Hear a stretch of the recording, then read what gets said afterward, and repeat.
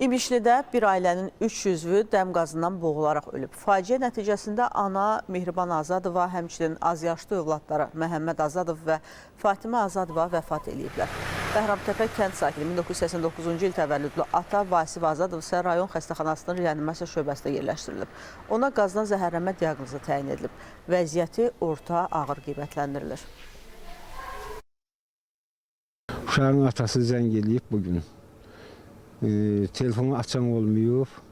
Gəlib evə ki, baxım nədir, telefon niyə açan yoxdur. Gəlib baxıb ki, qaz dolub evə. Hamısı qazdan bir gəlin, 2 uşaq həlak olub. Yeznədə elə, belə deyək ki, ölüm vəziyyətində balinsiyaya çatıb. 2 cinsli 1989-cu il təvəllüdlü xəstə kəskin dəm qazı zəhərlənməsi ilə daxil olmuşdur. Xəstəyə ilkin tibbi yardım göstərilmiş.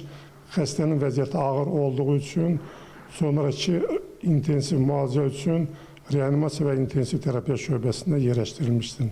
Xəstənin vəziyyəti ağır olmaqda qalır.